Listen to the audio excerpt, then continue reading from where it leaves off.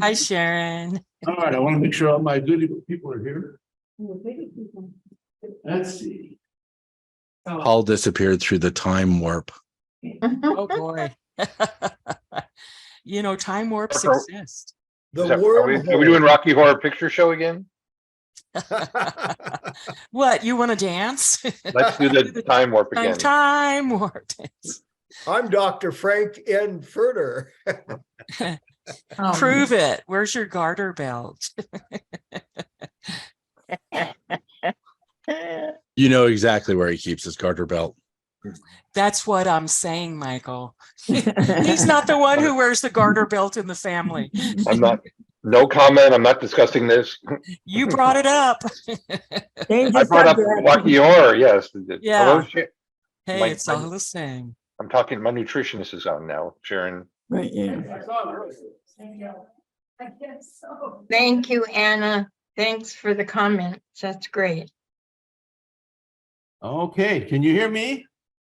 Yes. Yes. Can you hear us? Welcome, everybody. I gotta make sure I know the month. June Speakers Bureau. Welcome to have you all here. I sure wish there were a few more shining happy faces in the audience, but we are going to begin. We have a very, very full program. We have two people seeking their qualified speaker status, so we'll be having voting from all those QSs later on. If you're at home, make sure you get those sent in to my email or make it however he's doing that, chat or something. I'll do that. So we have a great program. We have Jeremiah speaking, a past district governor, and we have, to make you stick around till the very end of the meeting, we have District 91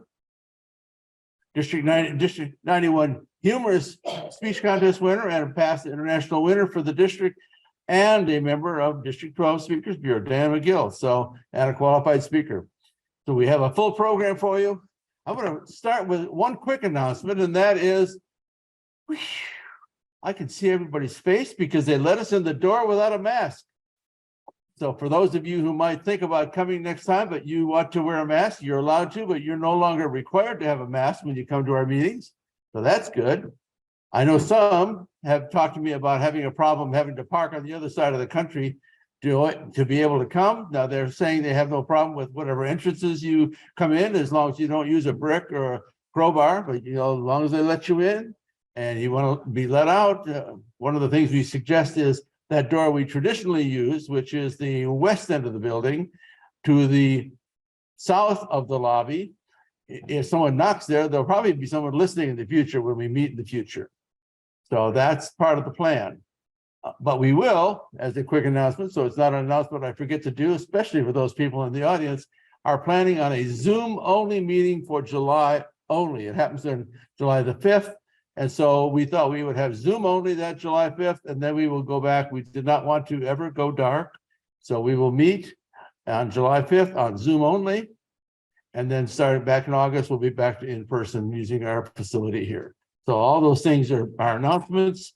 And now we begin with my thanks of appreciation. First, well, I want to start at the top, and that would be Rob, our technology guy. I congratulate him. He is the new logistics chair for the district. He will be helping the district, making sure that we can all go to hybrid meetings. So that's good. We will also, and by the way, he did a wonderful job with, I'll brag about my club at 797, in which, because he was the president and the hybrid coordinator, it became the first, in my looking at the stats, the first President's Distinguished Club of the district, thanks to his efforts and so on. But thank you to Rob. To make sure I make an appreciation to the VA hospital for allowing us to be here. And so that's really special. And Marilyn is here for our timer. We will thank her. Well, we have a backup timer in my wife, who I'm also thanking, because she made sure I kept most of my act together before I got here and got all the stuff together and so on. And so that's that piece of information. And Sharon Kenty for putting out the publicity. Whenever you see that publicity come out on Tuesdays, that's where the one that put the flyer together. Hey, Sharon. Thank you. Yes. Okay. Now, we have, as they said, a very, very special program beginning with, we're still going to do the next week. You have to find your own books to buy, but we have 5 books and raffle tickets. If you, Connie, you want to explain about the raffle tickets and also about the voting. So we know about the voting. You have those flyers for that. I will be man and wife holding up the books. We have 5 books to give away. And remember the routine. First one up here gets the one that they pick first. It is summer vacation, so we have 1,000 places to see before you die in the United States, and 1,000 places to see in the United States and Canada, and 1,000 places to see before you die as a life list. And we have national parks, beautiful book. We have 2 other things. We have The Secret. You all heard of Secret by Ken Blanchard, the 1 Minute Manager, right? And in case you don't care about any of that stuff, you just want to relax, audio disc for Tom Clancy, Debt of Honor. So that's our prize winners for today. First one up here gets it. And don't be afraid to take more than one if you got a pair of you here with 2 tickets. Now, you're going to go over that other stuff? Oh, and make sure you have these sheets. These are for everyone to use to give feedback to our 2 people vying or trying for their qualified speaker status. So you want 2 of these, and then qualified speakers only will take 2 of the small ballots to have to vote after we hear the 2 qualifying speeches. And then if you're a QS at home, you'll submit your ballot to Rob. And Rob, how are they going to do that? Just by chat? In the chat. Well, no, that's not really private. So long as you have an email it to, or have them chat it to Michael. Chat to Michael. Chat to Michael. Okay. All QSs chat to Michael. Okay, that takes care Michael of Osier? that. Okay. Is that who you're talking about? That's who we're talking about. Okay. Yeah, he's my official co-chair, and he's going to kind of take over the July meeting. We're going to be gone for that day. We have to be out of the country on that day. So Michael Osier, the co-chair of District 12 Speakers Bureau, and he will be collecting the votes where he is and get them to me, and we will make that announcement as we always do to our QS candidates within 24 hours. That's the promise. They will always get it, and they've always gotten it, except when I couldn't get a hold of anybody. And then usually I'll let the speaker know first before their coach. And speaking of the word coach. Tom, I have a question before you go on. Michael, can we just text you or do we have to email? Don't do either one. Do it all in the participant chat here. In the chat. Okay, will do. Okay. Okay. All right. We are ready for our first candidate. Dr. Valencia Jones has been in Toastmasters since 2020. In the 3 years, she has served all district roles, provided training for all office roles, served as the Area B4 Director in 2021, sponsored and mentored Benvenidas, if I pronounce that correctly, Toastmasters in 2022, sponsored Road to DTM's Toastmasters Club in March of 23, completed 4 pathways from 20 to 2023, was awarded the DTM in September of 22, is a member of 9 Toastmasters Club, and serves as District 12's Club Growth Director, and recently elected to Club Program Quality Director. She has helped 37 Toastmasters clubs move from 3 or fewer members to good standing, where they have remained thus far. She enjoys mentoring fellow Toastmasters and is presenting from her fifth pathway, innovative planning. The title is Results-Oriented Leadership Through Mentoring. Dr. Valencia Jones.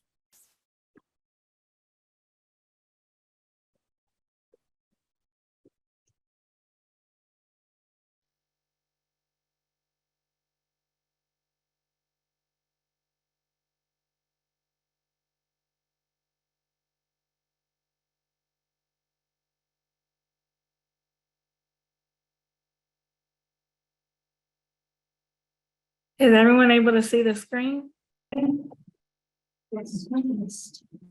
Yes. Yes, yes.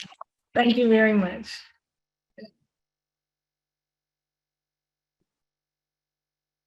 Great evening, Toastmasters, QSs, distinguished Toastmasters, business owners, friends, and guests. It is with great pleasure that I present to you the many facets of mentorship. Do you have a mentor?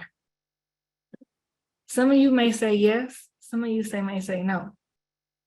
Well, after today, hopefully you will learn more about mentorship, some key terms and phrases that are brand new in the mentorship community, the roles and benefits of being a mentor, and first contacts and techniques that assist you with mentorship.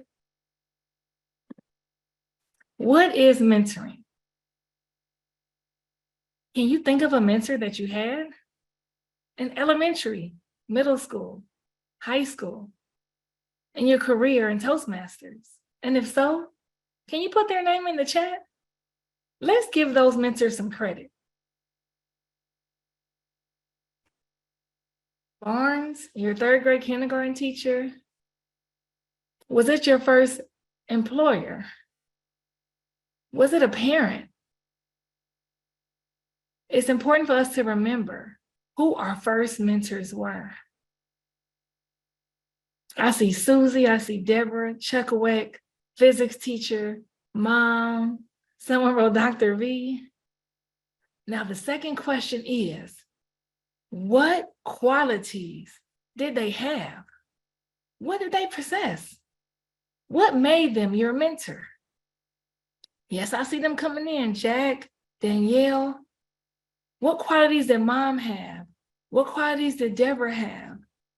What qualities did Chuck Wake have? What made them helpful and beneficial to you? Leader, supportive, innovative, present, challenging yet supportive. So as we look through the chat, we see reasons why they were helpful to us. And what I see is some of these are the reasons. They were good listeners. They were encouraging. They were wise. They never judged me and just let me speak and talk. That's the sign of mentorship. Now, the new term that I want to share with you today is mentorship. What is mentoring mentorship? That sounds like mentoring. I know about mentorship. I know about mentoring mentorship is the ability to mentor an entire team and lead a team through effective membership of its members to find out the best leaders that you may have or that you see in them before they see them, and then develop those into the members of tomorrow. My mentor is Miss Clisby when I was at Baldwin Hills Elementary School. She believed in me. She listened to me, even though she didn't know some of the words I was saying because I wasn't speaking English. But Miss Clisby cared about me, nodded her head. And when I said, "Yo tengo sueño, dame mi comida," she just sat there and rubbed my hair and told me it was going to be okay and smiled. Oh, Miss Clisby. Now, who can be a mentor? Is it a teacher only, an educator only? Was it Miss Clisby only? I saw Deborah, I saw Jan, Mom. Anyone can be a mentor. If you're in a position and you have some experience, you're a mentor. You can be a mentor in your home, a mentor of the community, a member in your family, a mentor in Toastmasters, or a mentor in career.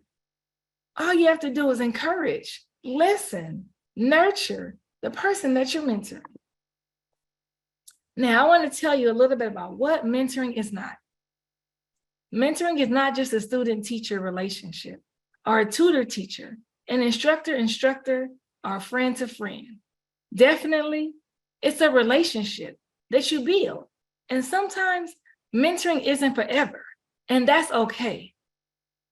The question people often ask is, do I have to be a leader to mentor? My question to you is, when did your leadership journey begin? Did it begin when you started your own business? Did it begin when you began to get A's in school and graduated magna cum laude? Well, let me tell you when mine began. Mine began when I was 3. When I was 3, I was in preschool and I was given the pass out monitor, but I wanted the front of the line monitor. No, I didn't understand what they were saying because I was only speaking Spanish at the time, but I wanted to be front of the line monitor and I got it. I worked hard. I passed out those papers. I made sure they were turned in nice, crisp and clean when I passed them out. And I made it to front of the line monitor. So they had to walk behind me. As I went in to get my chocolate milk, to grab my coffee cake in elementary, I felt like a leader. When was the first time you felt like a leader? Now, the next concept I hope could be new to some of you or introduced to you is reverse mentorship. Reverse mentorship? What is that, Dr. Valencia? Reverse mentorship is when the mentor benefits from the mentee. Now, I know I may have been teaching and working in education for almost 20 years, but there are some brand new teachers and brand new administrators that can do technology, that know innovative books, and wrap circles around some of the things that I learned when I was in my teacher education or my admin program. And so therefore, you learn in mentorship. Mentorship is not just for the mentor, not just for the mentee, but it's for both. So reverse mentorship is when the mentor learns from the mentee. Why is mentoring important? Mentoring is important because it helps you to build confidence. You instill trust in yourself and others. There's people that are on a road to success that will call you out, similar to Dr. White, who called me out when I was a 3rd-year teacher to be an administrator, or Sharon Beckwith, that said, you should be an area director.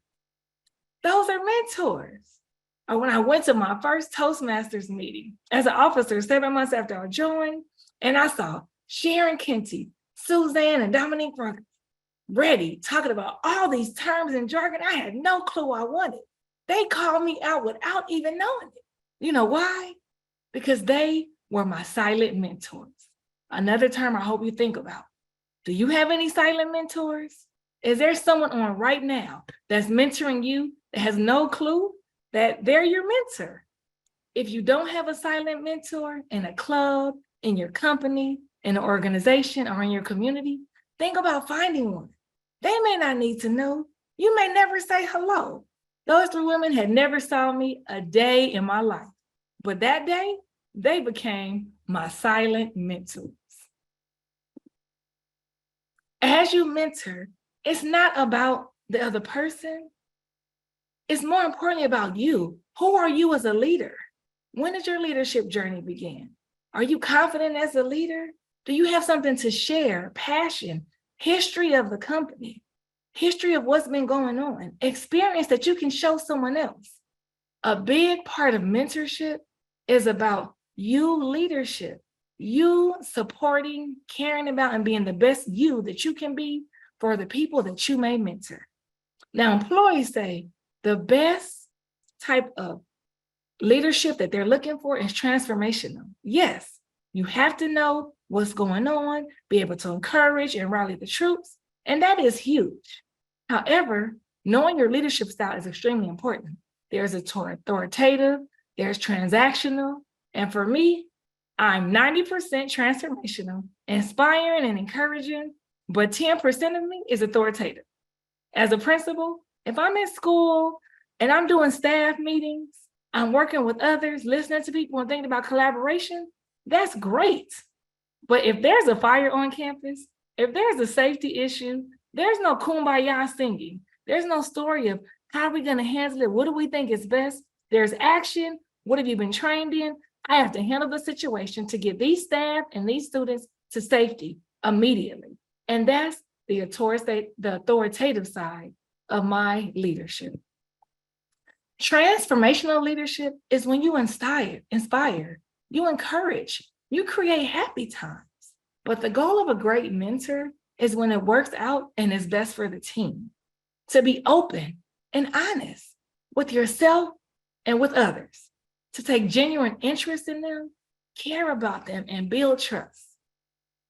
Being open and honest is not about things that are going great in your life, but also mistakes. So I can tell you about a mistake I made in my first year as an administrator. It was involving parents.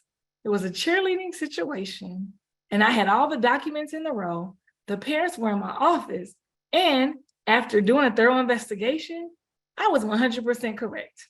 I went to my principal as a 24-year-old assistant principal with all of my evidence to let them know that I was right. He listened to me, he sat back and said, DJ, that's what he called me. Do you want to win the battle or the war? Battle or war?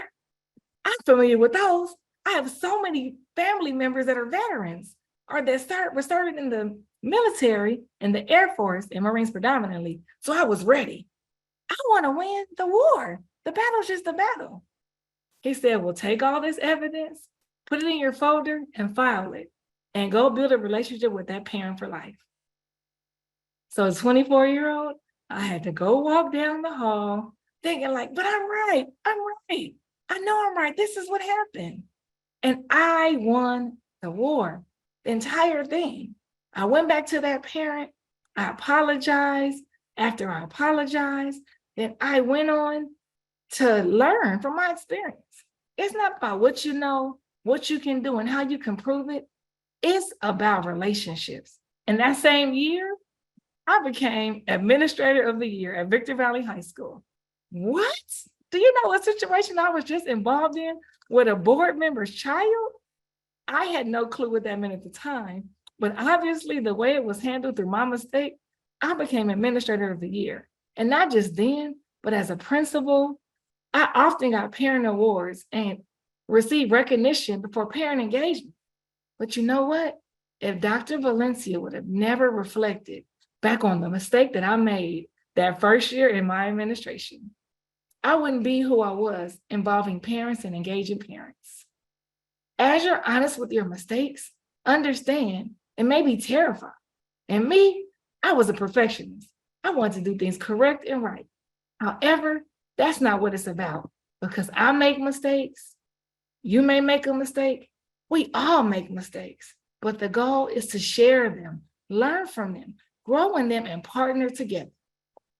When we're mentors, we have to take a genuine interest in what it is that we're involved in. If you're mentoring your family, you're mentoring your company, you're mentoring within the Toastmasters or a club, the goal is to take genuine interest, to care about, not just what it is right now, but learn the history of where we've been.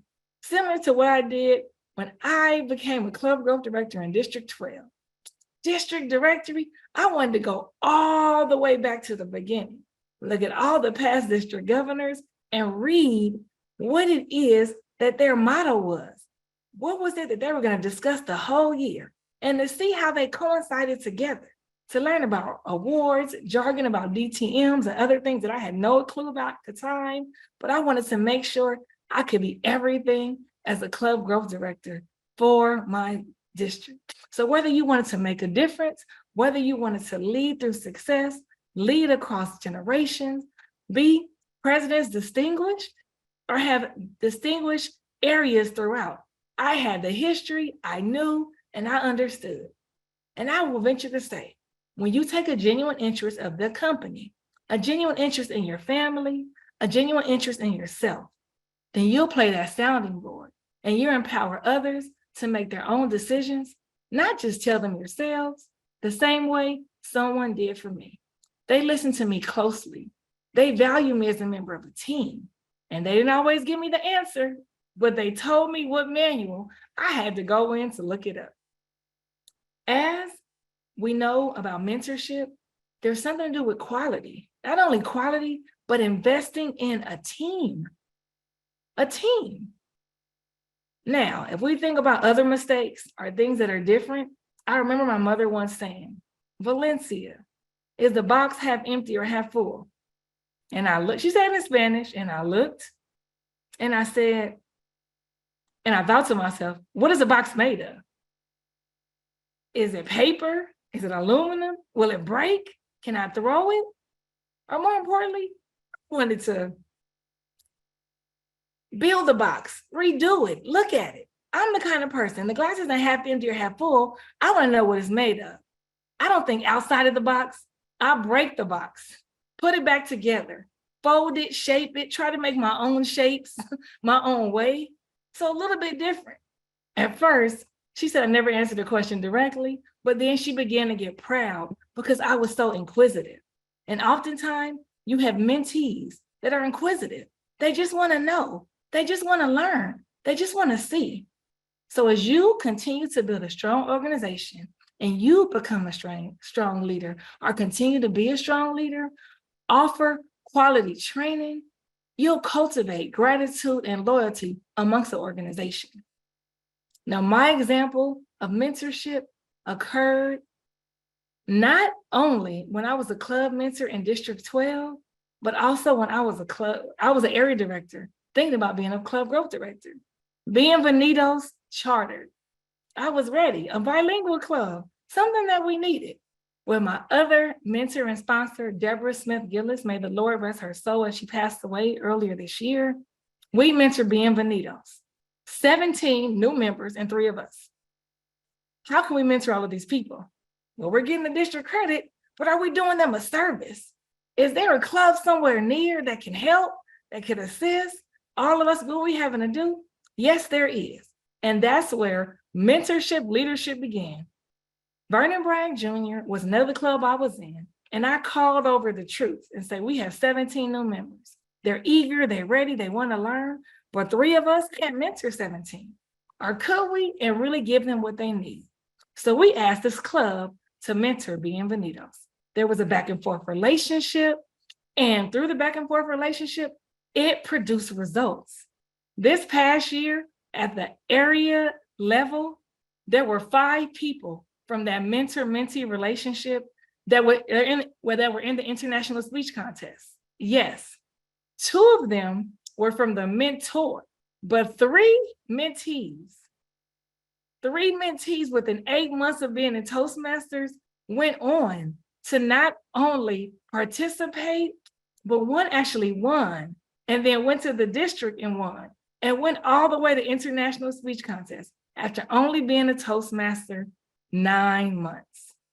Now, for some of you that may not understand or know or any guests, that's huge to be in an international speech contest and actually win more than once. But the fact that there was a mentor-mentee relationship, it wasn't about the club mentor, it was about mentorship. But what else we did in Bienvenidos? We needed a sister club, someone that was near us, someone that was close to the left or to the right, that was chartering right along with us. And you know who we chose? Entrepreneurs. We chartered in February and they chartered in June. So we watched them, looked at their publicity, learned and grew as a club because of them. So therefore, we looked at it as clubs, mentoring clubs.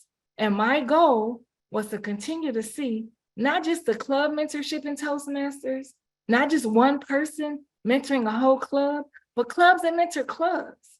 For some reason, some of our newer clubs, they tend to leave after just a few years. We don't understand the dynamics, but oftentimes they do. What I wanted to prevent is that from happening by having a club mentoring another club. And it was such a great example. Now back to mentorship. Mentorship benefits the mentee and the mentor. Oftentimes, when someone is being mentored, they advance in their work and their careers. They often feel listened to, they feel confident, they have networking that they have within their workplace, within their family, within their business, or within Toastmasters, and they have genuine guidance that they can follow. And sometimes when a person mentors, they say, come back and see me. Even though we stopped after a year, 2 or 5, my door is always open for you. So those are strategies for the mentee. And for the mentor gets a chance to practice all the coaching skills that they may have, or practical skills to learn things new and innovative, to be educating on this new technology, chat, EBT, AI, things that are coming on that we would have never heard 2, 3, 4, or 7 years ago. Their job satisfaction improves. They have delight in knowing that they mentored someone else. They're also encouraged to reflect, to build upon, and they may even have others to mentor.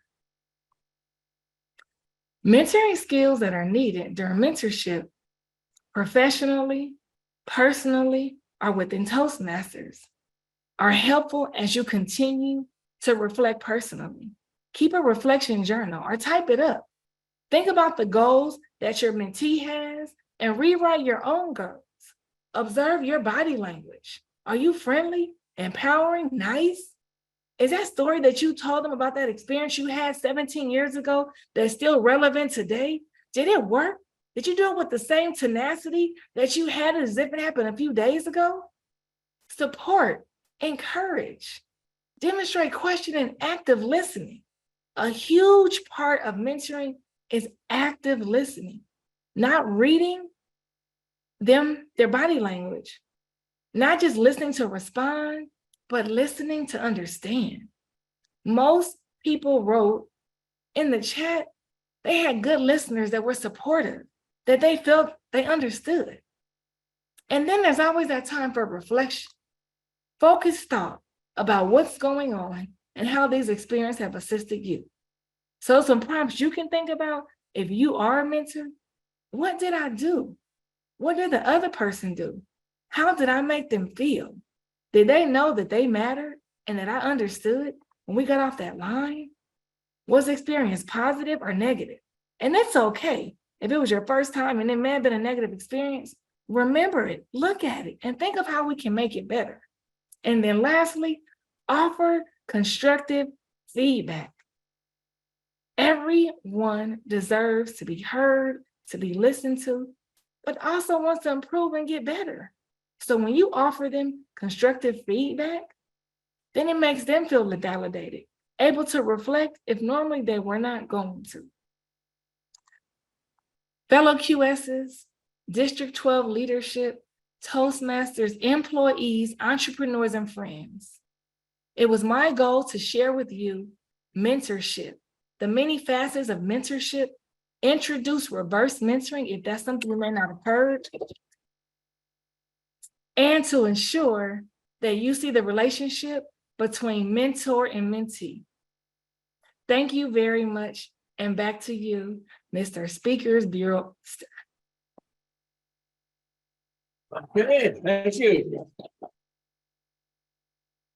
Thank you. Okay, this point we have about, usually after each of the QS candidates, we will get about 10 minutes worth of evaluation comments, specifically from those who are qualified speakers. And so we will start by asking them to see whether they have some comments for her speech, evaluation comments, and we can take questions or comments from QSs in the Zoom audience and also in person. So let's start with, Rob will have to tell me if he sees a hand, I'll go. Robert Flores. Okay, Robert, go ahead. Roger. Oh, Roger. Well, his first. All right, thank you. Evaluation says you got a qualified speaker. Okay. Okay, Dr. Valencia Joan, this is my first evaluation. I hope I do you proud. I need to say, you are a charismatic, engaging, and amazing speaker. I loved the speech. So, full stop, excellent speech. The thing that I would have wanted throughout this speech that I know that you did, but I didn't benefit from, was your eyes looking at the camera. The camera is offsetting your eyes. So it looks like you're looking off to somebody perhaps standing to my right. Now I've got you. I was thinking to myself, you're so engaging. I could just watch you emote. Now that said, I just want to mention, you took what is often a stilted subject and made it exciting. That's a miracle. I've heard a ton of mentoring speeches. That was the by far most positively emotion-laden and exciting speech I've heard. I thought you did a great job. Well done. Roz. Okay, next is Roz Carter. Okay, thank you, Tom. And thank you so much, Dr. Valencia. I learned a lot of new things from you. Like you said in the beginning, sometimes we think we know what mentoring is, but I learned like 5 more levels, especially when you talked about the reverse mentoring and clubs, mentoring clubs. I wish we could do that more often in the district. It might benefit some of the clubs that I'm thinking of right now that are struggling. And if they could take a whole club of successful members, engaged members, and plant them inside of this struggling club to see how it's done. The intensity of mentoring and identifying the different layers of mentorship, I really appreciate it. And thank you so much for your speech tonight. Okay, I'm looking on the screen. I'm not sure if we're looking at everybody, or some of them are off to the side, but do I see any other hands to make comments? Charlotte Nagel. Thank you, Tom. Dr. Valencia, thank you so much for doing this and making this effort to put together. I think you convinced people about the field of mentoring, but there was one area that I think you need to be aware of. Your audience was not just on the screen. You had people at Loma Linda that were there. And when you talked about putting something in the chat, you left those people out. You didn't refer to how they could make some kind of response. So keep in mind when you are speaking that you are going to be meeting a variety of ways of reaching an audience, and you want to make sure that you're doing all of them. Thank you again. Okay, all right, next question. David. David Flores. David, go ahead. David Flores, question to Governor District 100. Thank you, Tom. Dr. Valencia, really enjoyed your presentation. I think Roger hit it on the head when he said that you are very engaging. Your voice is very pleasing to listen to, and your enthusiasm is fantastic. I really enjoyed listening to how you spoke and talked about the things that you were discussing regarding mentoring. The only real suggestion I would like to share with you is that I think because you are so engaging that perhaps you would more want to simplify your PowerPoint. There was a lot of information on there. I think when there's that much information, as I tried to read and coordinate what you were saying at the same time, I think it took away from my be able to really pay a lot of attention to you. So I think perhaps a little less in the PowerPoint and primarily just a few points on there. And I noticed a couple of times I was reading it, but that you were still speaking on the previous page and then you jumped to that page. So it kind of distracted from me really concentrating on what you were saying. So perhaps just simplifying your PowerPoint a little bit, and you have the power to hold the attention. So I think that's simple. That's enough. And you don't really need to utilize that much as far as a PowerPoint is concerned. Very well done. Okay, thank you, David. And I think I see a hand up. Then Michelle, I'm looking at the computer hand. So Michelle, got it. Dr. Valencia, actually, David mentioned what I was going to mention, but in a slightly different way. One of the things that is different in kind of speaking to the public versus speaking in kind of corporate is in corporate world, and that includes schools, you do have to put information on the slides. So be careful. Yes, if you're speaking to a board or a group of parents or to a community meeting, you do have to include more content on the slides because they use those slides in order to make the handouts. It's a little bit of a balancing act when you step over here into Toastmasters, and also speaking in kind of the stage world says, no, because it takes the attention away from you. So just to keep that in mind, that just know who you're presenting to.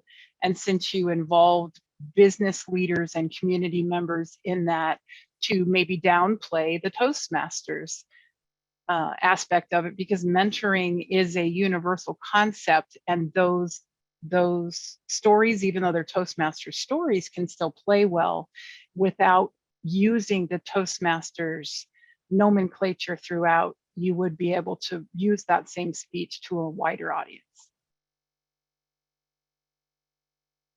Thank you, Michelle. I'm going to try to do better about using the proper acronyms because I forgot a couple of our earlier evaluations and their designations, the past district governor and past international director and past regional advisor, Ross. But we'll go on to the past district governor, past international director, Michael Osher, and co-chair of the Speakers Bureau. Thank you, Mr. Tom. Karen Lucas couldn't zoom in by video, but she did listen in and I sent her the slides. So it was good teamwork here.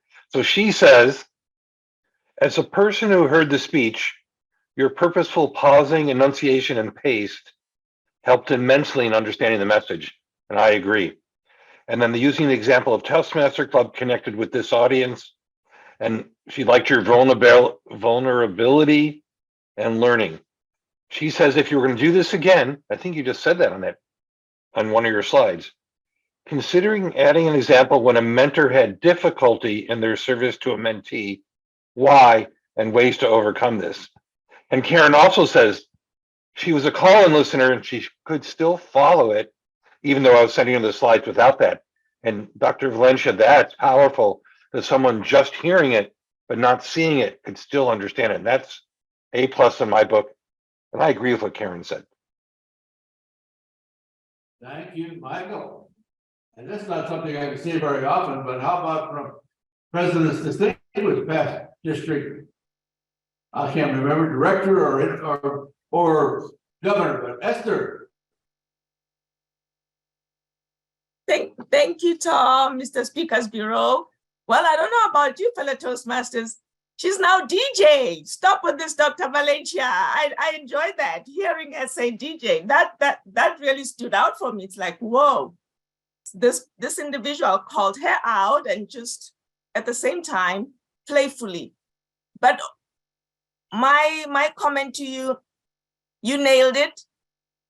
Very, very proud of you to really take this on and make it fun and bring the message across. Roger just nailed it right at the beginning, because most of us, when we talk about mentee, it's like mentee needs this, mentor needs this, but you just made it really fun and gave us stories and shared some of your experiences. So thank you. And back to you, Tom. I don't see any more hands up there, but we have some in the audience. Do we have anyone here that wishes to make comments? I see we have some QSs here. Any of our QSs in the room want to say something? Okay, Jeremiah. Thank you so much. Can you guys hear me okay online, or can you hear me okay? Yes. Okay. Dr. Jones, I loved it. And I would totally agree.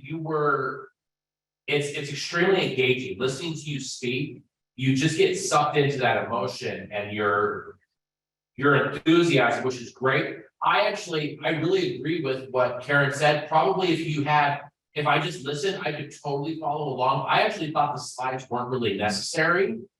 I would love to have seen the speech without it, or maybe have the slides, because slides can be a really double-edged sword. And also, somebody talk about simplifying. I would like to see it narrow it down to just like your 3 points, like your silent mentorship or reverse mentorship, that kind of stuff, but then really develop those topics and not put all the information that you read on your slides. I would love to see it just as this is where we're at talking about, that way we can connect, but we could really, where the connection was listening to you talk, which I thought was great. Handouts would be great if we were live, but something that people could be able to walk away with, filling it in. I would also love to see you, as you're giving terms of things, as you're talking about silent mentor. I know that's a term that a lot of people haven't heard of and everything. I would love to see you actually get audience engagement in this by saying, what do we see as a silent mentor? Because what that's going to do is that's going to help connect the audience throughout that point. Because you gave us a ton of information. This was easily could be developed into a 60-minute presentation and keynote about mentorship. And you put it all into about 20 minutes or however long it was. I think if you really develop those points, just kept this thing, but developed it, it would be great. But for a 20-minute speech, I thought it was a lot of information. And I felt the need to try to have to keep up, which then I was trying to forget, I forgot the things that were before, where I think that would be great. And the only other comment that I had was the very opening where you said, good evening, fellow Toastmasters, blah, blah. You know, you kind of said, today I'm gonna be talking about this. That's not necessary. That's what your introduction's for. Have that be the part that really gets you going. And then as soon as you get there, get our attention, rock and roll, and just keep that engaging thing. But your connection to the audience was absolutely amazing. So great job. Okay. Any other comments? We have other QSs in the room, but any other thoughts, suggestions? Okay. I'm sure Don and I will chat with Val on the phone tomorrow, and let's get on to our next person. And I get to relax even more now because I don't have to do much of an introduction at all, because our next person will be introduced by his sponsor, 2018, 2019, if I got it right, past district director, and Charlotte Noggle. Charlotte Noggle, ready to introduce your speaker. Thank you, Tom. Fellow Toastmaster, did you know that approximately 85% of the world's population struggles with low self-esteem? This can profoundly impact how individuals perceive themselves and their self-worth. When someone lacks confidence in themselves, it can be challenging to feel a sense of pride or belief in their abilities. Confidence is a vital aspect of achieving success in any area of life. Tonight, you will gain a unique set of powerful habits that you can immediately apply to boost and maintain your confidence in all aspects of your life and career. By incorporating these techniques, you will be able to discover a new version of yourself. And how exciting is that? Thomas Lynch joined Toastmasters in 2014. He is the 2022 Toastmasters District 12 International Speech Contest winner. He is an author, an award-winning inspirational speaker, a certified life and communication coach, a music producer, and an owner of the Dream to Inspire Life and Communication Coaching. Tonight, he will present a condensed version of his 90-minute workshop titled 10 Powerful Habits to Build Your Confidence in Life and Business. The title of his presentation he's delivering to become a qualified speaker for District 12 Speakers Bureau is entitled The 5 Powerful Habits to Build Your Confidence in Life and Business. Thomas Lynch.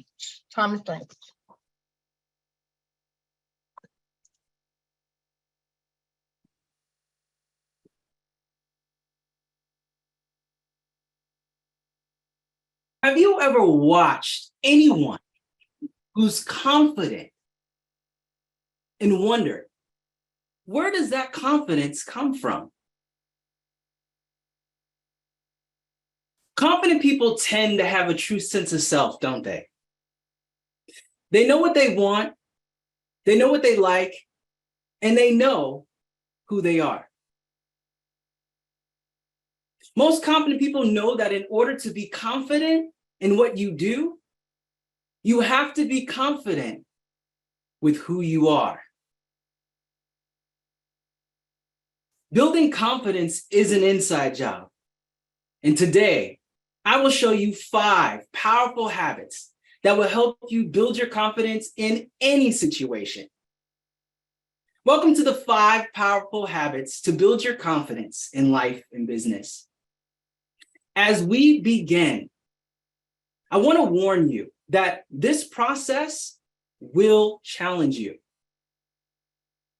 In order to be successful with these powerful habits, it will require a commitment from you to yourself that you will do whatever it takes to implement at least one, if not all, of these habits into your daily life. Beware of the voice within that I like to call the thinker. The thinker says things like, what am I doing here? How is he going to tell me how to be confident? I will never be confident. That voice wants you to stay complacent because it feels threatened by your growth.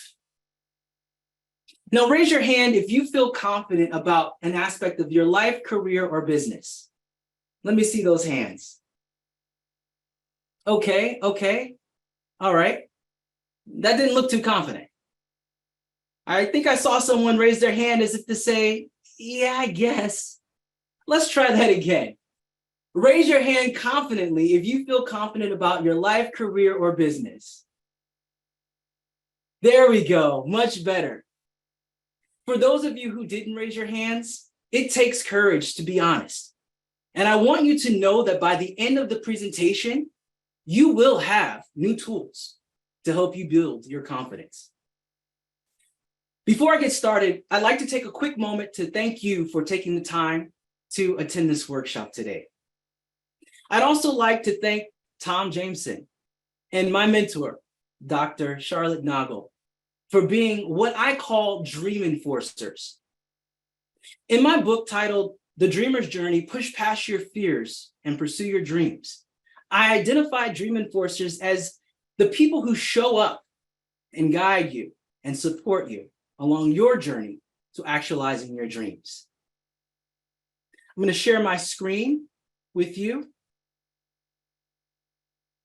Can I get a thumbs up if you can see my screen? All right, perfect. Thank you. Today, you will walk away with 5 powerful habits that you can start implementing right away to build your confidence so you can create the life that you desire and start a new relationship with yourself that you may have never had. If you start implementing these 5 powerful habits into your daily routine, you will be more confident. In today's society, we are facing so many challenging issues that threaten our sense of worth and self-esteem. With technology devices distracting us from our potential, and artificial intelligence taking over jobs. If you don't have the skills, the tools, or the practices in place to uplift yourself, you are going to get caught up in a vicious cycle that is negative and hard to take action.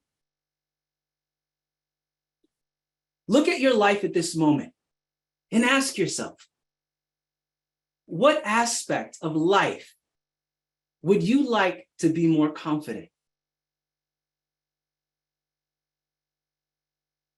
Is it with your communication? Maybe it's with decision making. Maybe it's with your finances. There is some area of your life right now that if you don't build your confidence, you will miss out on a life that you could have had. First, let's take a look at confidence. What is confidence? It's a mindset. It's a belief that one has the ability to meet life's challenges and succeed. It's also a feeling of trust in your abilities, qualities, and judgment. And confident people understand that they can't control everything. So they focus on what they can control and believe in their ability to succeed. This is because confident people know that if they fail, they will learn what to do differently the next time they try. I believe lack of self-confidence is like covering your eyes and being afraid of darkness, but not realizing you're the one creating the darkness. Self-confidence is a result of the story that you tell yourself at any given moment in your life. And confidence starts within, but oftentimes most people allow their confidence to be conditional. This means that they believe that if I do this or if I have that, I will feel more confident. For example, if I have a new car, or once I have a new job, or when I have a new home. But the problem becomes, what if those things never happen? What does that do to your confidence? It's important to understand that when you base your confidence on external things, it becomes conditional, and you will eventually set yourself up for disappointment.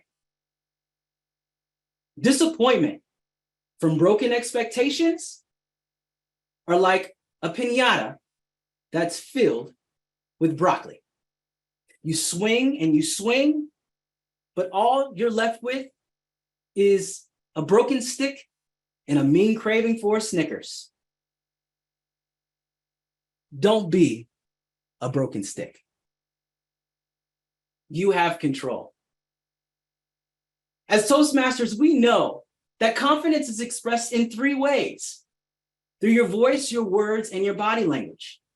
So this means that you can demonstrate confidence at any given moment by utilizing these 3 areas, even if you lack confidence in that moment. This is known as the fake it till you make it approach. And research suggests that consciously adopting confident behaviors and mannerisms, even when you don't feel confident, can have a positive impact on your state of mind. This is because our emotions and behaviors are interconnected in a bidirectional relationship. Before I share with you the 5 powerful habits today, what I learned from my journey and from working with clients over the last 9 years is that most people have a voice within them that tries to protect them, but oftentimes prevents them from their full potential. If you remember earlier, I called this voice the thinker. I remember when I started my coaching and inspirational journey. It was 2014. I quit my job at a leading entertainment company, making the most money I've ever made in my life as a technology coordinator. It was a toxic environment, and I wanted more for my life. I had a dream to inspire. I started public speaking, and I joined Toastmasters. I wrote a book about my experience, as I mentioned earlier, The Dreamer's Journey. In 2016, that was the year that I decided to become a qualified speaker. I was living in Los Angeles area, District 52, and I moved here to the Inland Empire, District 12. I attended a Speakers Bureau meeting, and you might be thinking to yourself, wow, Thomas, that's great. But that was 7 years ago. You're right. And the anxiety of finding a mentor and a topic were just another reason why I talked myself out of it. The thinker tried to steal my dream. It said, you're not good enough.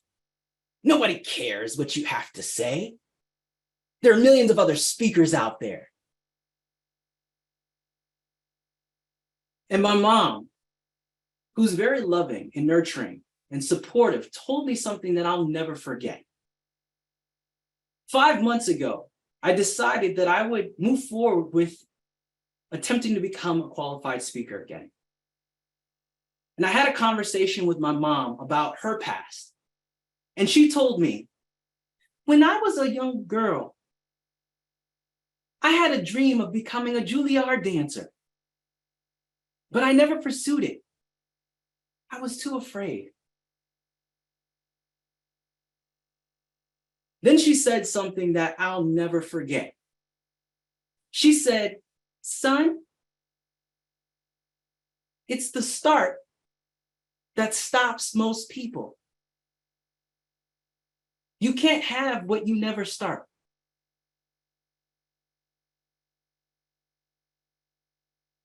She was right. I had to take the first step.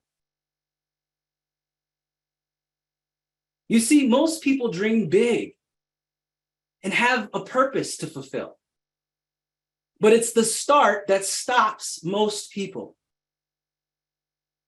Don't allow the start to stop you.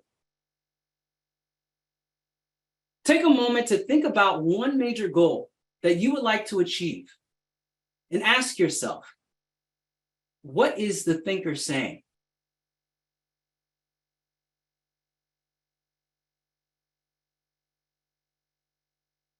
We all have something that we feel unsure about, whether it be fear, uncertainty, lack of skill, or lack of knowledge, or even a negative sense of self-worth that we allow to get in the way. But now it's time to address it with the 5 powerful habits that you can start implementing right now to build your confidence. The first powerful habit is push past your fear. Pushing past your fear may seem intimidating at first, but there are also a lot of benefits that will come from it. And you can accomplish things that you never thought were possible. And you'll be proud of yourself. With public speaking, it's said to be the #1 fear next to death. And 73% of the population suffers from some form of public speaking anxiety. I've always believed that why not master a skill that 73% of the population can't compete with? And as Toastmasters, we have pushed past that fear, or are in the process of pushing past that fear. But there are other ways. You can make changes to your daily routine. You could try a different route to work. You could try having breakfast for dinner, or dinner for breakfast, or my favorite, lunch for dessert. Yeah. Learn something new. You can go online, you can find courses online. There's a lot of content. You can discover a new hobby. But most importantly, face your fear. You have to face it to fix it. But you can't fix what you never face. Powerful habit #2, challenge your thinking. This is going to require sharpening your self-awareness. So you're going to need to pay attention to your thoughts. What is the thinker saying? Let's take an example of delivering a speech for the first time in front of a new audience. You may feel like all eyes are on you and that everyone is making silent critiques. But thinking this way not only negatively impacts your confidence, it's just often untrue. Most people are too caught up in their own heads to be wasting their time judging you. And they're also thinking that it's better you than them who's speaking. So the first step is to identify your thoughts. I've created a thought journal, which is just a notebook with all of my thoughts. And then you document your thoughts when you feel fearful, uncertain, or you lack confidence about your goal. You want to ask yourself these questions. If you want to change the outcome of your life, you have to identify what thoughts might be blocking you from moving forward. This is important information because there are specific patterns in your thinking that you may be repeating. And this gives you the advantage to identify them so you can make corrections. Next, you want to challenge your thinking. You have to ask yourself clarifying questions. Some of those questions you see here. Is this really as fearful as it seems? Or what are all the possible positive outcomes? There is always another side to the story that you tell yourself. Powerful habit #3, powerful affirmations. Now, this is important. Powerful affirmations. Affirmations are important because they can help reprogram your subconscious mind and overcome negative thoughts and beliefs. Affirmations are positive statements that you repeat to yourself that can help change your mindset and beliefs. And when you repeat these affirmations over and over again, your mind will begin to accept them as true, and your actions will align with those new beliefs. Some of my favorites are, I'm worthy, or I got this, or I make a positive difference. I want you to take 15 seconds, if you're on Zoom, to type in the chat your favorite affirmation. If you're in the audience, share with your neighbor one of your favorite affirmations. Go ahead and take 15 seconds to do so.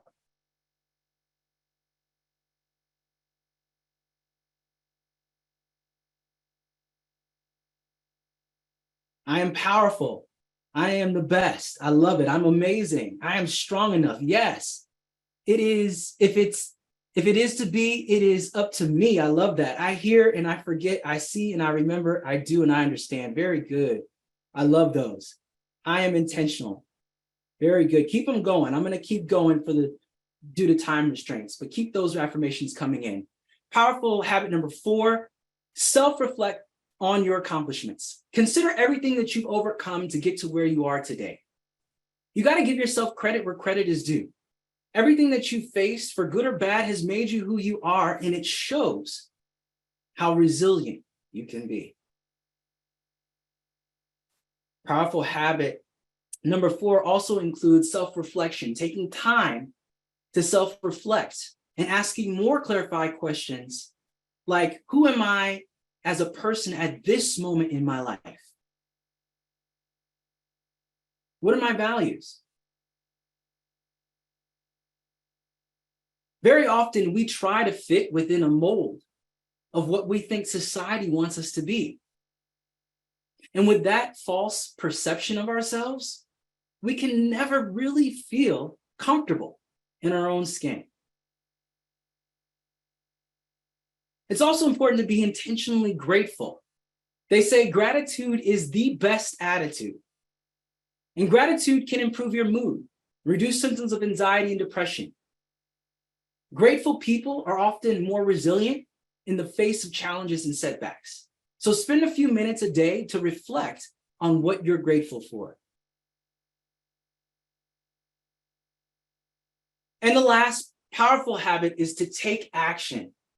It's the start that stops most people. You want to break the cycle of complacency. All it takes is just one step forward to get started on your goals. And I learned that by talking to my mom, as I mentioned earlier. Don't allow the start to stop you.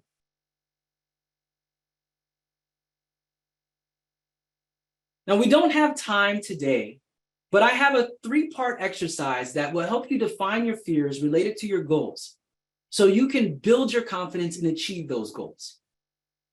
If you'd like to learn more about this exercise or about all 10 powerful habits, you can visit my website by scanning the QR code on the screen with your phone. I can also place the website in the chat for everyone who is on Zoom to make it easy for you. And look for my bookstore, where you'll find a copy of the full 10 Powerful Habits workbook, including this Define Your Fears exercise, which is available now on Amazon.com. Do you remember when I asked earlier, where does confidence come from? Well, let me remind you of these 5 powerful habits.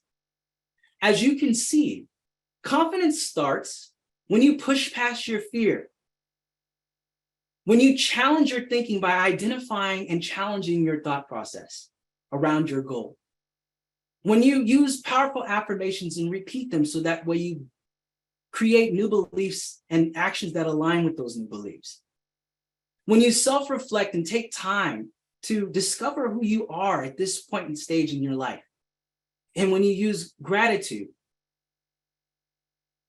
And last, taking action. It's the start that stops most people. Now, you've heard the 5 powerful habits today, and I would like for you to take a quick moment just to pick the top 3.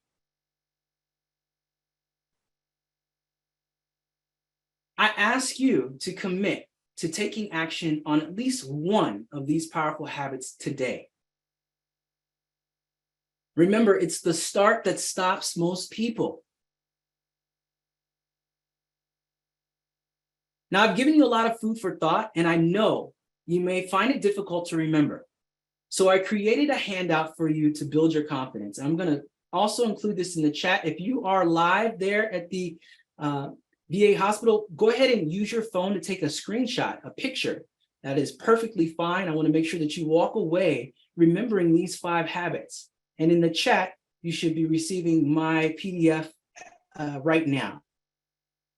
Feel free to take screenshots, anyone in the audience. But these are the 5 powerful habits to build your confidence. I want to thank you so much for allowing me the opportunity, fellow Toastmasters, distinguished guests, and qualified speakers. Remember, don't let the start stop you. Back to you, Master of Ceremony. Thank you.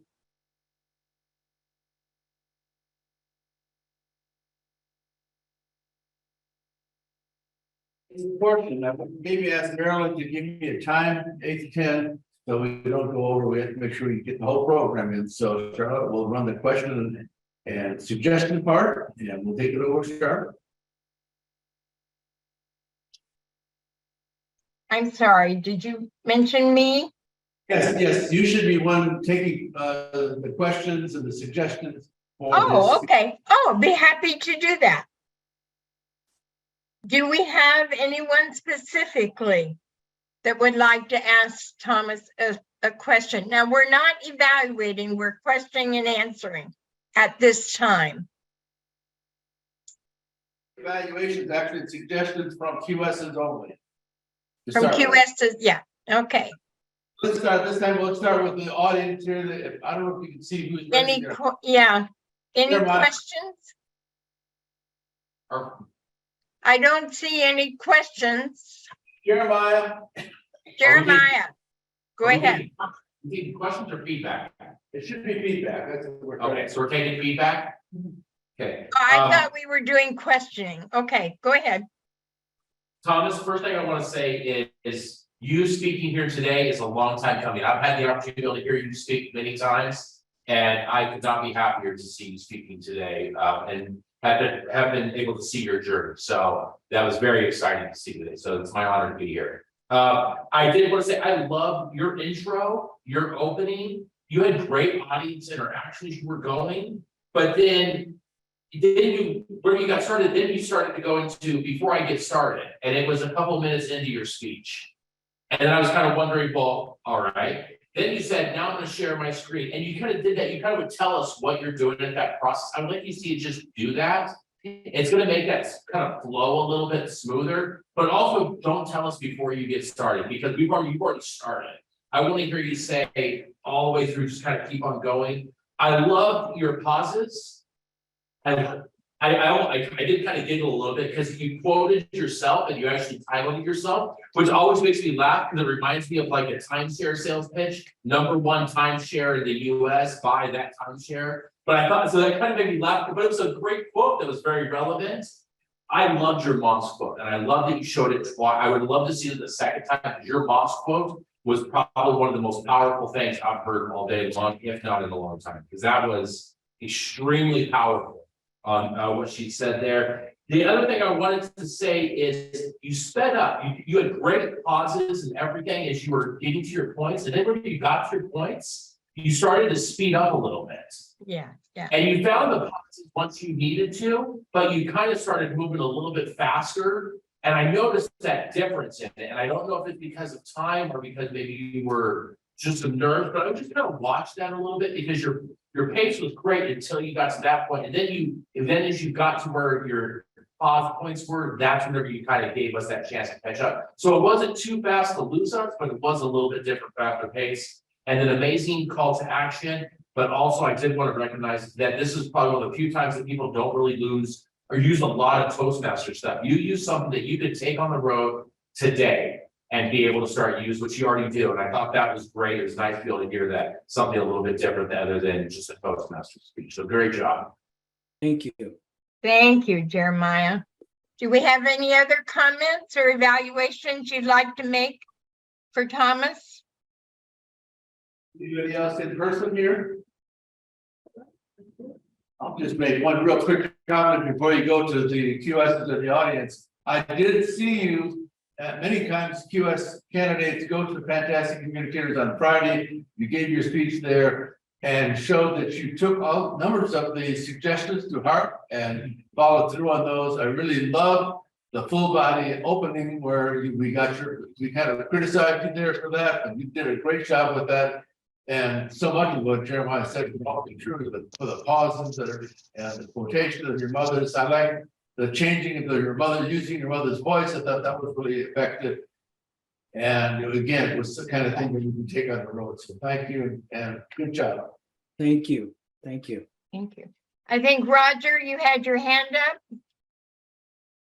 Thank you. Yes. So I just wanted to say, Thomas Lynch, great job. Not only was your presentation very good, and as Jeremiah mentioned, your use of pausing, especially in the beginning, was brave, because it's hard for people to stay paused that long. I know you practiced and honed that. Michael Ozier, my mentor, had me extend my pauses, and I really had to fight to be able to do it. You really exemplify the benefit of pausing, because as a person listening to you, I am replaying and sub-vocalizing quietly what you've said to process it. You give us the time to do that. Well done. Your slides didn't distract.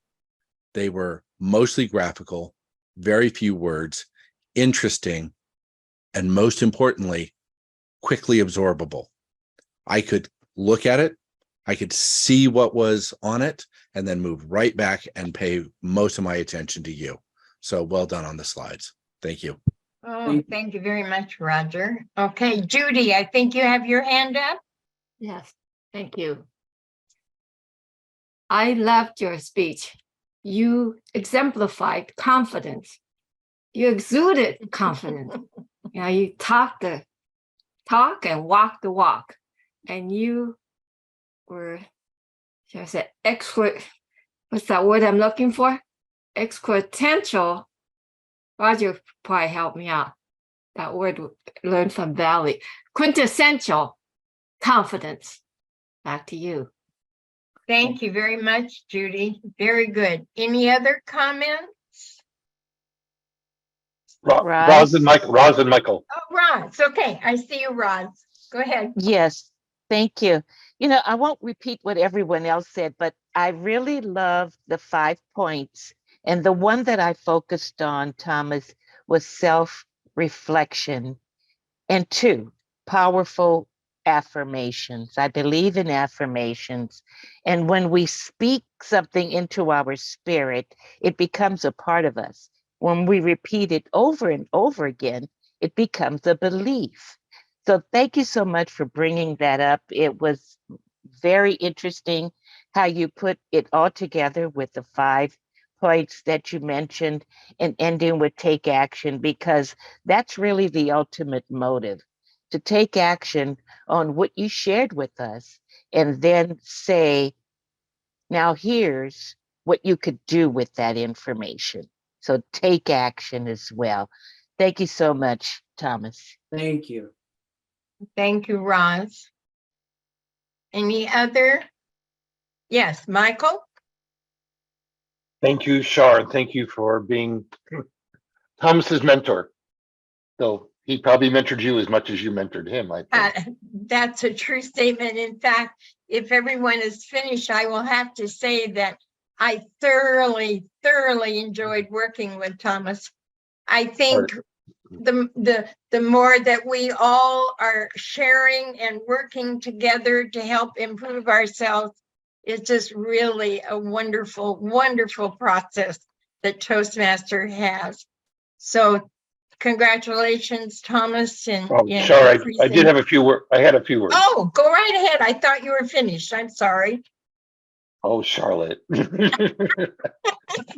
So Thomas, what Rolf said about the pause, I counted because I always do. You passed the test and you let us think. And I think that's, as Roger mentioned, that is so important. You used figures of speech, you did similes, you did metaphors, and you used them in a way that really helped bring it home. And I don't think we do that enough. You also used a foundational phrase, the don't be afraid to start, whatever. Yeah. Throughout the talk. And I was writing it down as you posted it. That's perfect. That means we were on the same wavelength. and you weaved it through the whole talk, which is what people just don't do enough of. And you did, and we totally got it. And then just as one example on the affirmations, not only did we put them in the chat, which were wonderful, but then you had some there too many times from talks. We don't know what does he mean, but there you gave specific examples. And by the way, I gave a couple of those to Valencia just a few minutes before she spoke. So you and I are totally dialed in together there. And I love that you gave specific examples, a thought journal. I always need to go back to that. So that's my action there. And Roger, I've heard your international speech. This blows all that out of the water. This is your calling. Thank you so much. Thank you. Thank you, Michael. Oh, thank you, Michael. And again, I apologize for cutting in to your comments. Any other? Okay, I believe I will return conduct back to Tom Jameson. Okay. Thank you, Thomas. Thank you, Charlotte. And when you talk about this, the stop, start, and so on, I kept thinking there's a baseball analogy to that, since I'm a lifelong baseball player, and that is you miss every ball you don't swing at. So the same idea, right? You take those chances and go out there and build that kind of exactly what Toastmasters is all about. When you look at some of those basic plan, that's exactly the reinforce and all those sorts of things. Okay, our third speaker today is with the title Tales of a Serious Entrepreneur, 20-25 minutes, I think. Jeremiah Lown has been a Toastmaster for over 14 years. During that time, his life has had changes. Most of those changes occurred before he ever started Toastmasters. Those lessons started from the time he could push a mower for his grandfather's gardening business and recently moved into a juice business that opens July 1st. Jeremiah will be sharing his working journey along with sharing 4 lessons he has learned over the past 35 years. These lessons of failure and success have helped Jeremiah become the entrepreneur he is today. Let me introduce you to our past district governor and our future district director, Jeremiah Lown. Thank you. There's those. Thank you so much, Tom. Fellow Toastmasters, qualified speakers. Have you ever had somebody ask you, what is your earliest memory? Have you ever thought about that? Anybody ever ask you that? Anybody? What's your earliest memory? About what? Just what's your earliest memory? Picking vegetables. Anybody online? What's your earliest memory? Anybody online? Lois. Oh, go ahead, Lois. Working with my mother in the garden with my mother and my brothers and my sisters. Working in the garden with your parents. Oh, it's wonderful. Let me tell you my earliest memory. My earliest memory was about 6 years old. I was mowing yards. You see, my grandfather was a gardener. And we would start every morning at 6 a.m. You had to be at work. During my summers, I mowed yards. During my summer nights, I was still mowing yards. If we got really lucky, we got to do a tree trimming job, and then I didn't have to mow the yards that day. But we just moved them off to the next day. But that's what I did. I did that for years, day in, day out. After school, we would get done while most of my friends would go home and have snacks and play games.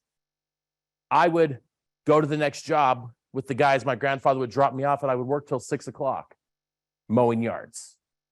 Just about the time it got dark. Our summers, we're doing that. We're mowing yards, cleanups. That's what I remember. From the time I know at 6 years old, I was doing it. And I did that all the way through till finally I got tired of mowing yards. And I got tired of mowing yards one day, and I remember this very vividly. I walked up to my grandfather and I said, you know what? I'm done. I am not mowing another yard ever again. I didn't know what I was going to do. I was just tired of mowing yards. But that day, little did I know I was going to become my very first entrepreneurial job. Let me tell you about that job. After I'd get out of school at junior high, I would walk home. It was about a 2-mile walk home. I would drop off my book bags. Instead of doing homework, I would then walk about another mile, mile and a half, and I would water yards. Stand out there, and they would pay me $20. $20! These fools. They were paying me $20 a month to water their yards. And I would stand out there for an hour watering their front yards.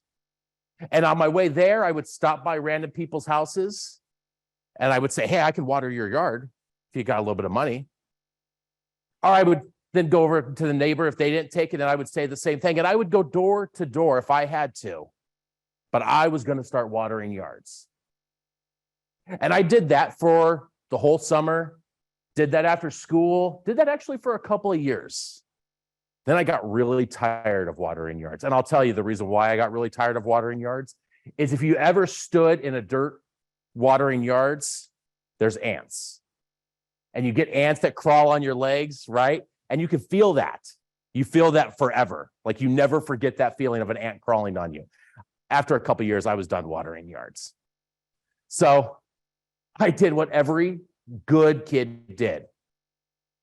I went back to my grandfather's gardening business and I said, Pops, I'd really like my job back if you're okay. I'd like to go mow yards again. I'm done doing this business thing. And he took me back and I mow yards all the way through high school. The kids I went to school with, I mowed their yards. But see, my grandfather was always an entrepreneur. I've never known him to work. He would mow yards, trim hedges. He would trade baseball caps. He would do everything you could. And I think that's kind of where I got my bug from. But before I found my real big bug of entrepreneurship, I had some other jobs I had to do. So after I got done mowing yards, I became a screen printer. I would clean screens for like your t-shirts. I did that for a little bit, stocked car parts inside a warehouse, and I would do that after school. Got to college and I went to become a draftsman. In case you're wondering, that's the worst job I ever had in my life. Don't ever try to sign up to be a draftsman. Then, while I was a draftsman, I went to work as a bouncer. In case you're also wondering, that was the best job of my entire life still to this day. That was a blast. Great stories on that one. After that, I became a project manager, traveled around the US, became an estimator for a countertop company. Then I got into sales. But all of these things became mundane. They got old. So I wanted to try my hand again. I was a little too old to be making $20 a month now, watering yards. So I started my very first business, a home inspection company. Remember whenever the market was great? Not this past one, but the one before, back in, I would say, you're talking basically like whenever everybody was buying new houses, I would say 99, 2000. It was a really good time. I wanted to be a home inspector. I failed miserably. I made up these packets. I had a website. I looked like I knew what I was doing. I got a couple of calls, but I couldn't market. I had no faith in myself. No faith in my marketing, no faith in my skills. You know what else I learned about? Taxes. Yeah, I learned that lesson pretty hard. But needless to say, I failed at it and I closed it down in 3 months. It just wasn't what I thought business should be. I was crushed. I didn't know what else to do. So I went back to work. That's whenever I started estimating countertops, started selling countertops, and I spent 5 years selling countertops until December 1st, we got called into a meeting and we found out that our company was closing. They were selling the business. As a matter of fact, they weren't selling the business. They were selling everything because the business went BK. And I was going to be unemployed on January 1st. So I decided to start my own business again. I think I was ready. Me and a couple of business partners, we got ourselves a little 900 square foot facility. You could almost stand, two people stood side to side like this. You could almost touch the walls from side to side. That's how small this building was. We started there. We did $500,000 inside that unit our first year. I sold that business 5 years later. We were doing over $5 million a year. We had customers all throughout the US. We were shipping countertops all throughout the overseas, 10,000 square feet. Sometimes we would have up to 60 employees. It was everything I thought being an entrepreneur was. I loved it. I loved every morning. I would get up at 4 o'clock in the morning. I loved to work. I would work 24, 36. It didn't matter. As long as I was working, I was happy. Loved every bit of it. Whenever I sold it, I needed to find my next adventure. So then I got into a delivery business, started delivering items to the Fontana, to people that would do in-home deliveries. Not like Instacart, but we were delivering products sort of like Instacart. They would order, our guys would go pick it up, take care of it, deliver it to them. It was a great business. Did that for a couple of years. I sold that just recently. But before I tell you about these next businesses, I want to tell you what I learned over the course of all these years of being an entrepreneur. The course of the failures that I had and also the successes. And we're going to talk about 4 of those points today. The first point is, friends in business are only good whenever you're bringing value to them. Let's repeat that again. Friends in business are only as good as when you bring value to them. What do I mean by that? Somebody tell me? It's a tough one, right? Anybody online? No? Here's what I learned. I had all kinds of friends whenever I did countertops. I would go to their birthday parties. We would celebrate their birthdays with their kids. We would go golfing. I had one rep every Friday. I got off of work at 1 o'clock. I would skip picking up my kids to go golfing with him. I would either go out to Orange County. He would come out to San Bernardino. We would go golfing every single Friday. I had customers that would call me at 5, 6 o'clock at night. Hey, we got a problem, but I really need you to take care of it, Jeremiah, because remember, we're friends. And we would have those conversations, and I thought we were friends. They would call me on the weekends, Saturdays, Sundays. We would hang out. We would go to bars. We had a great time. It was a blast being friends for 5 years. Then I sold my company. You know what happened? All of a sudden, they weren't able to go hang out anymore at the bars. If I called them, oh, I'm really busy right now. My golfing buddy that we golfed for 2 years together, every single Friday, that first Friday, oh, you know what? I got to go take care of this. Okay. Hey, next Friday, right? Yeah, next Friday. Next Friday comes around. Oh, you know what? I can't make it today. It's been 6 years ago since I've seen that gentleman. You see, whenever I stopped providing a service to them, I was no longer needed. The friendship that we had, that wasn't there. I thought we were friends.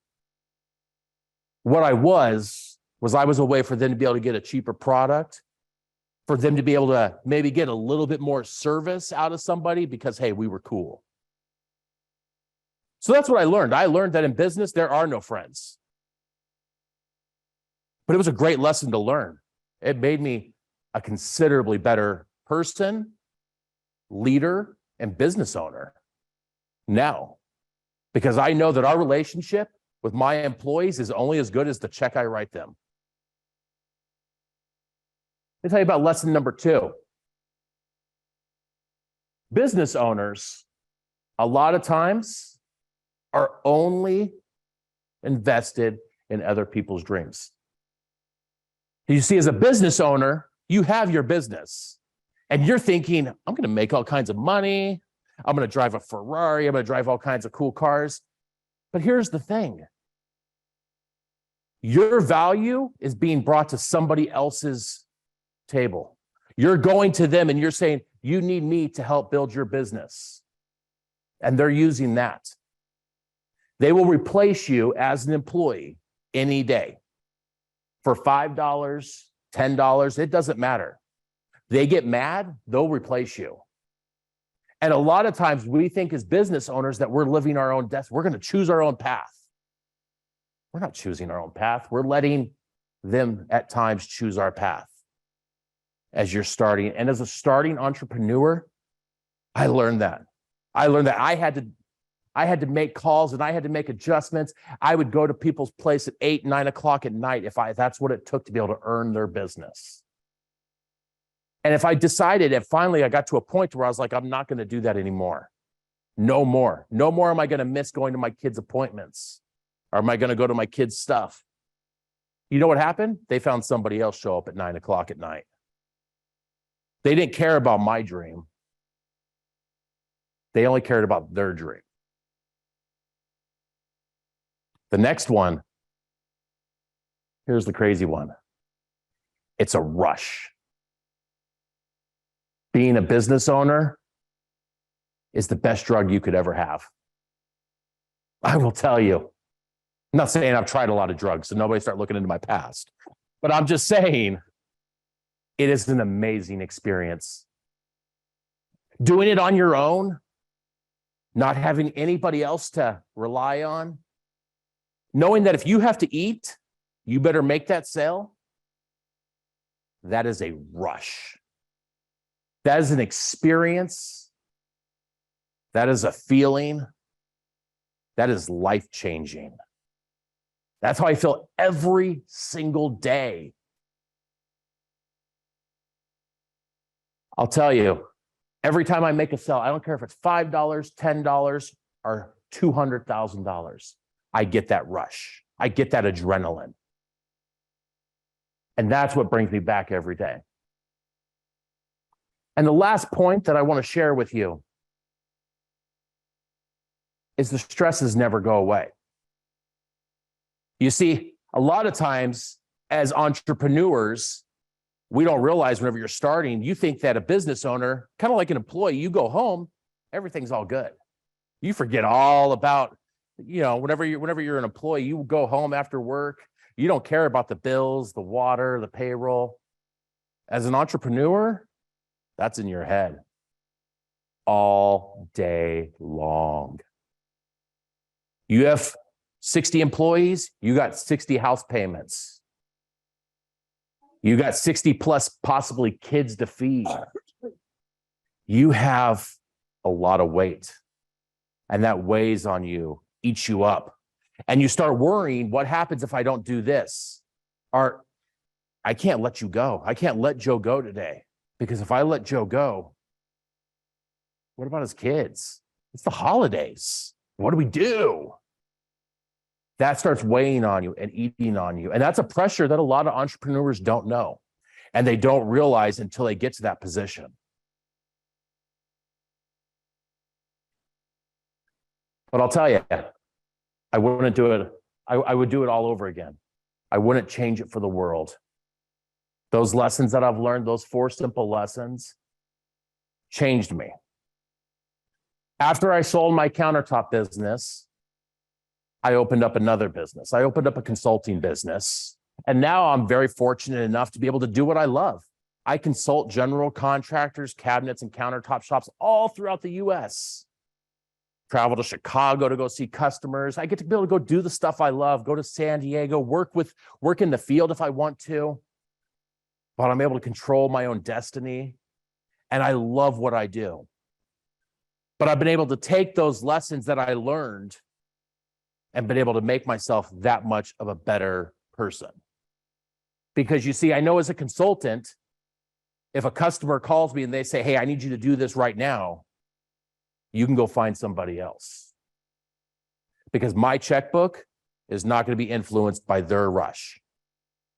I am not going to let them dictate me anymore, is what I've decided. Because, once again, remember, they're going to leave you for an extra $10 if they find somebody else that will. And I want them to, because now I don't have to take their business. Now what I can do is I can pick and choose. I can decide what I enjoy. I can actually go to my kids' events. As a matter of fact, whenever I started becoming an entrepreneur, do you know what I got a chance to be able to do whenever I finally learned these lessons? I got to coach soccer. I got to coach my daughter's soccer team, get to go to my son's appointments. As a matter of fact, I even got to go to his holiday presentation one Friday night and listen to him not really sing, but mostly scream during the whole presentation. But I was there. Because no longer was I going to let people decide for me what they were going to do. I was going to decide for myself by learning those 4 lessons.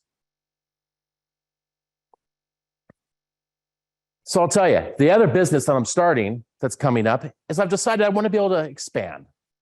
So I have my consulting business. Now I'm getting into sound studios, podcasts, shared offices, office spaces, things like that. Something a little bit different, maybe kind of get out of construction, because I'll tell you, I don't know, it feels like 4,000 years old, but I actually turned 42 this year. I'm a little too old to be in the field all the time anymore, okay? But I'll tell you, but looking into things like that, but what I've realized is even that has been able to give me a better opportunity, because the failures I had as my first business have now led me to knowing the investment of marketing, growing your business, building things a certain way, and then making sure you follow the steps. And more importantly, make sure I charge taxes. That was the key thing. But I'll tell you, there's a lot of benefits to being a business owner, a lot of benefits. But it's also a lot of stress. How many of you have had the opportunity to be able to own a business? Anybody in here? Anybody? Suzanne? No, Joe? William? Anybody online? What about business owners online? Yeah, Sharon? We have a couple. Roger? Yeah, Roger Michelle opening up a new one here soon. All of these opportunities are opportunities for us to take our lives into our own hands. The sad part is, though, sometimes as business owner, we forget that that's the opportunity we have. We let other people take that opportunity from us because we're always chasing something. Each of you that are an entrepreneur, if you've had the opportunity to be able to, go out there, do it, try it. If you fail, oh well. Those lessons will change you. Before I leave, I want to leave you with the quote that I found that I thought spoke volumes to entrepreneurships. It actually came from American novelist Michael Ventura. And what he said was, there is no finish line. There's only mile markers. There's no finish line. There are only mile markers. What powerful words, because as a business owner, whether you're at mile 1 or you're at mile 1001, you've started in the right direction and you're moving. Mr. Toastmaster. Thank you. Thank you. Thank you, Jeremiah. The book line I will take with me from his speech is business people are in business to do business. And remember that. I think that's one of those lessons he talked about. But we're not supposed to give evaluations on qualified speakers. We won't. But I do want to make one comment, and that is what you just saw is one example. As the Speakers Bureau Chair, I'm a little bit selfish. When I vote for someone to be qualified, I vote for someone who I think I'll have no trouble sending out on the road to speak to local organizations. And that is one example, not the only kind of speech that can be given, because many can be given, but is a perfect example of what works well. Jeremiah recently has been out to both of our Kiwanis clubs to give speeches. So I want to congratulate him for giving that speech, and maybe he'll do that again. Right now, we have a very special treat, not that any of the other speakers weren't a special treat, but a 5 to 7 minute speech. So that ought to be a good crescendo, a little piece of fireworks to end our meeting tonight. Dan McGill is a qualified speaker in District 12, even though he resides in London. He is a member of a club in District 12 and qualified here in person a number of years ago. He is a copywriter and a communications consultant from London. He is the current UK International District Champion for international speech during this last year. He just won the humorous district-wide speech contest, which is basically Great Britain, and he went on to in 2022 represented Europe in the World Championship of Public Speaking. Today, this evening, or tomorrow morning, actually, he will be speaking because it is 4:30 in the morning in London. Now, he wasn't sure he'd be able to be up at Spry to give a speech, so it's given as a recording. So we will see how that goes, bringing in a recording of a speech. I think we've done that once before. He'll be giving a 5 to 7 minute speech. This is the winner of the District 91 speech contest, humorous speech contest. And the title of the speech is The Light Bulb Moment. A light bulb moment, Dan McGill.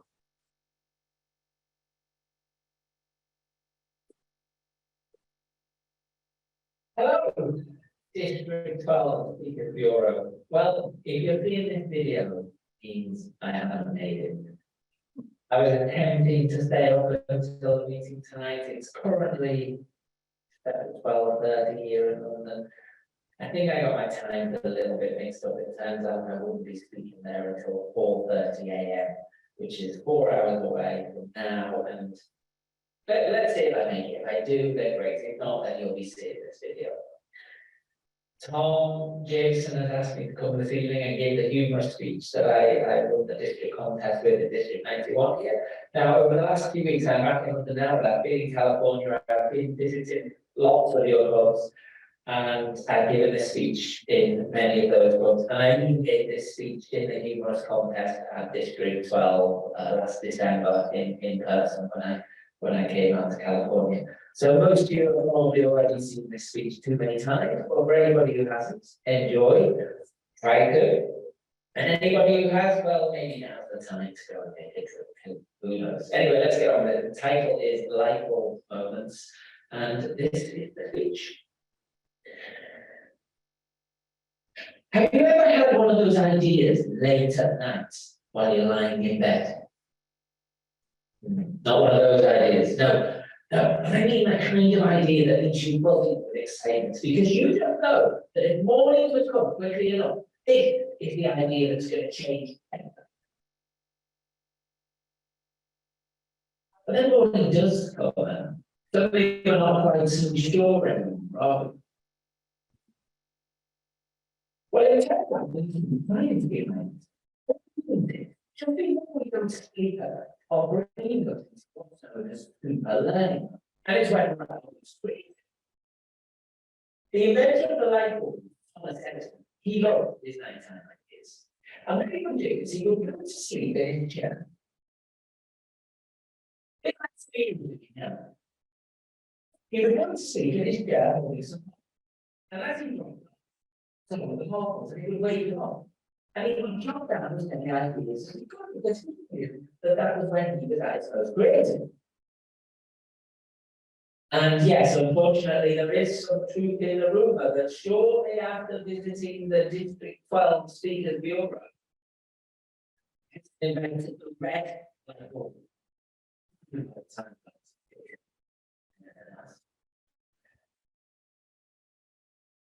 Mr. Toastmaster. Fellow Toastmasters, and anybody that's going super learning mode. Back in February 2020, I had one of those late night light bulb moments. Lying in bed at 3 a.m., I decided I was going to quit my day job and become a stand-up comedian. Yeah, nobody laughed. The following morning, of course, the doubt set in.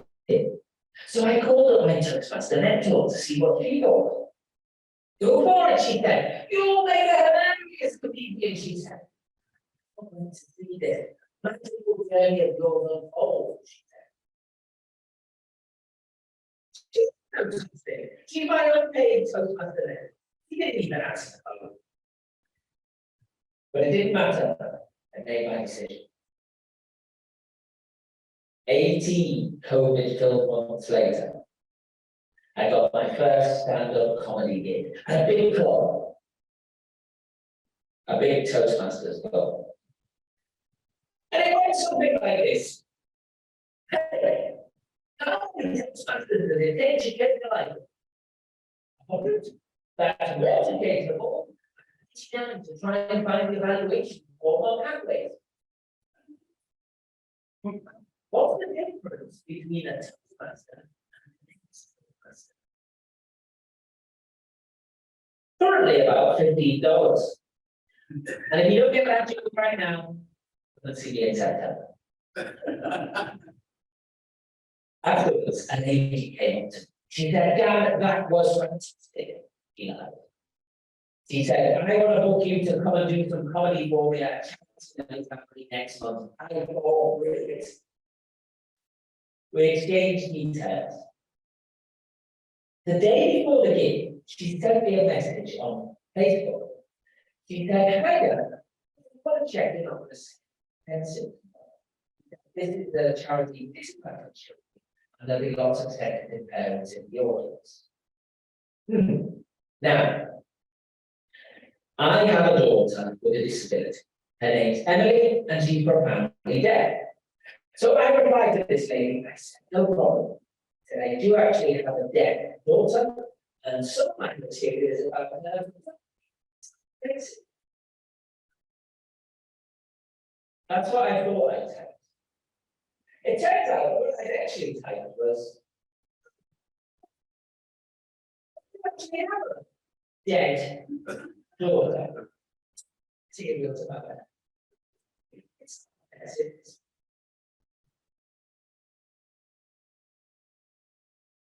Now I didn't know I had no clue. And she replied,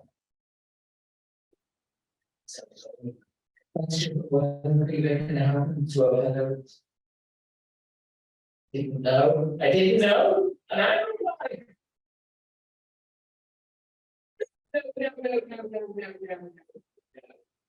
We always tried to make lines of it. Even on the day we found out, we all went to pizza. She replied again. "Do you mind if I ask how it happened?" I said, "We don't know." I said, "We didn't even notice for the first 6 months." And she was completely unresponsive. We got suspicious.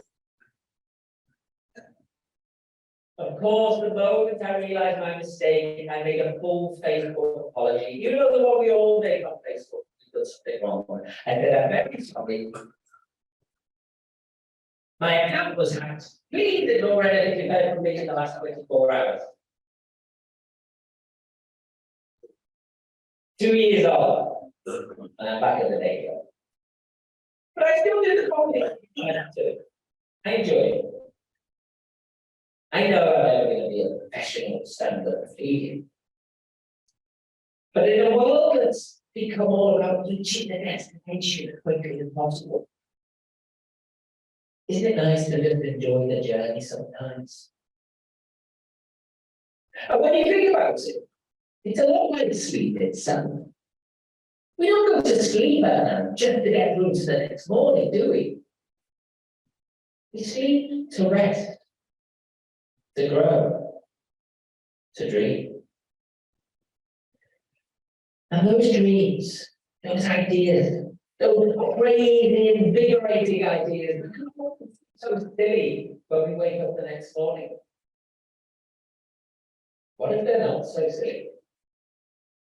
What if, just like Thomas Edison, yes, you might be losing your marbles. You might also be stumbling across your very own life or moments. How many lights are you allowing to go out when the sun comes up and you let the self-doubt creep in? That reminds me, I had a fantastic idea last night. I'm going to call up my Toastmaster mentor and see what she thinks. And yes, it's a phone too. Ah, hello, hi. Yes, it's Dan. Dan McGill. No, not Dan McGill from Tinder. Toastmasters, yeah.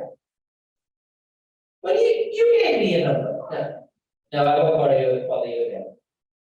All right, sorry, okay, sorry, Connie, I'm missing yeah, okay, thank you.